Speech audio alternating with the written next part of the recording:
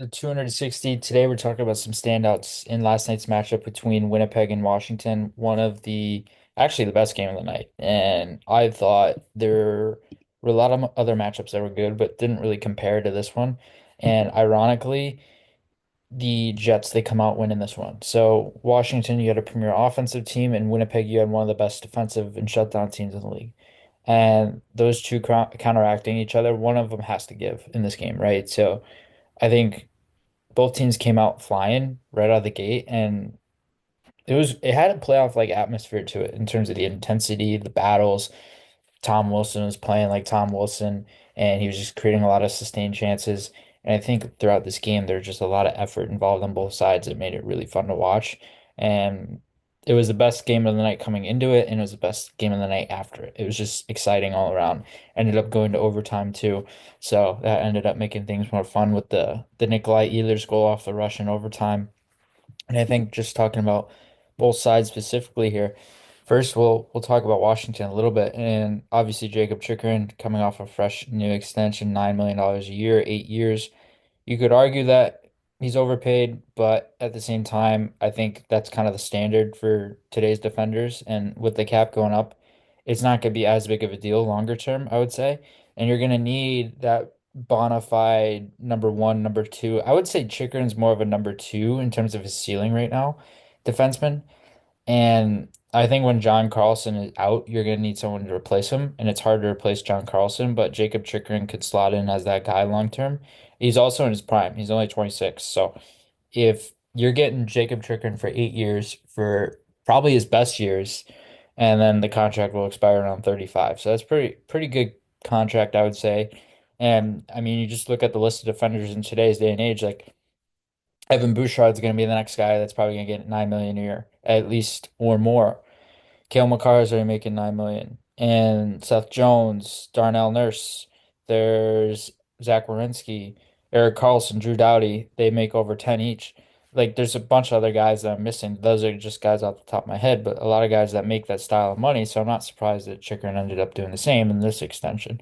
Got a lot of money. He essentially doubled his own salary from what he's making now, so good for him.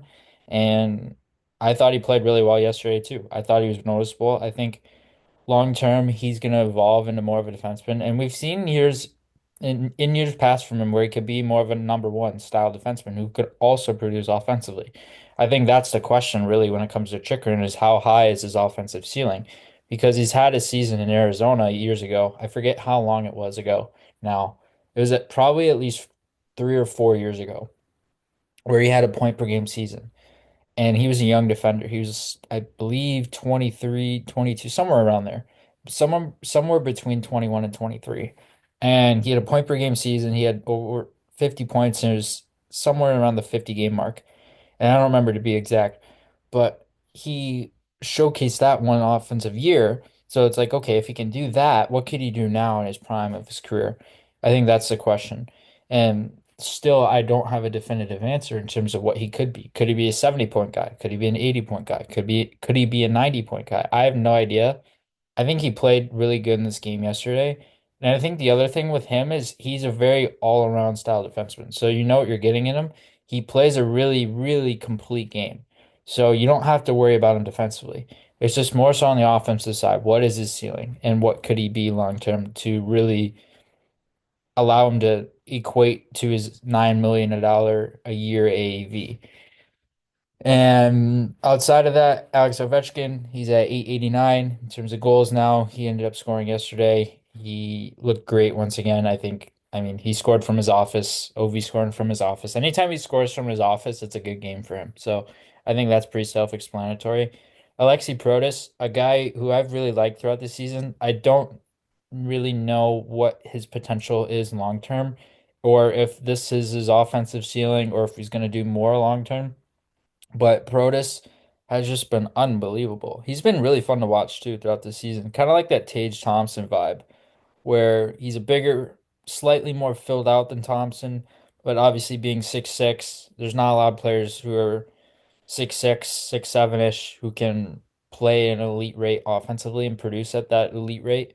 I think the strength when it comes to Protas is his power forward game too. Like he's extremely difficult to knock off the puck. Like when people and defenders try to hit him, he does not move. And on top of that, he has dual threat ability offensively. He can score around the net, he can score from afar. He's developed a really nice playmaking touch to his game this season. I think there's a lot more potential that he could really evolve into long term. I just don't know what he could be.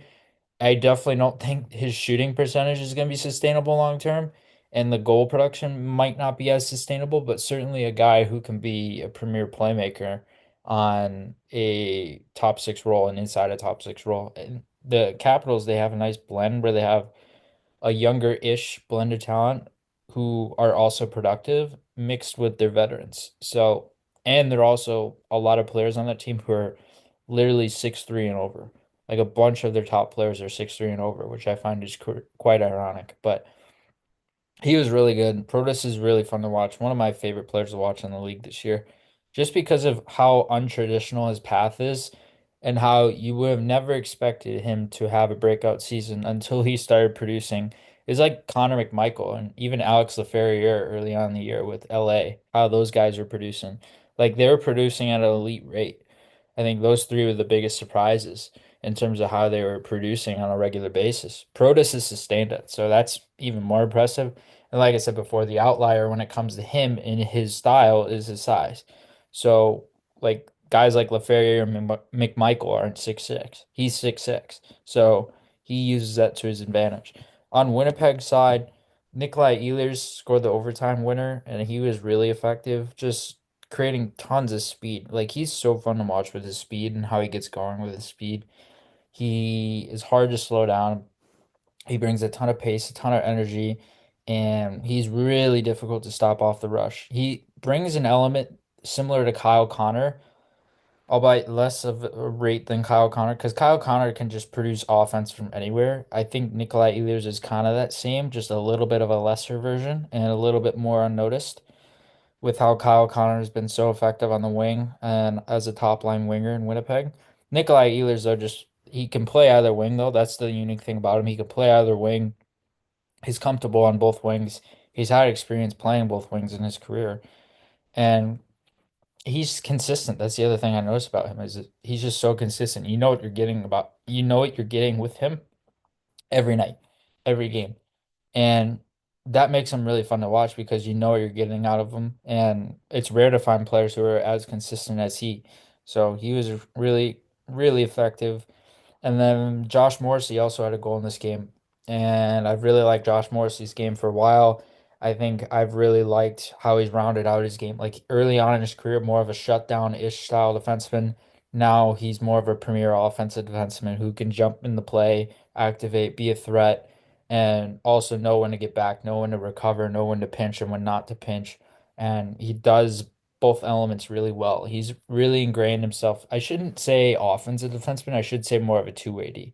I think he's more of a two-way D with offensive inclined ability, and that's just how he plays. He likes to jump the play. Winnipeg's D are encouraged to jump and be involved in the play, so I think that allows him that extra element, and he gets that major trust from the coaches to be able to play and get the reps on the ice so consistently because he's playing upwards of 25 minutes a game and he's so productive on top of that. He's really fun to watch. He's turned into a defenseman who's really exciting to watch as well.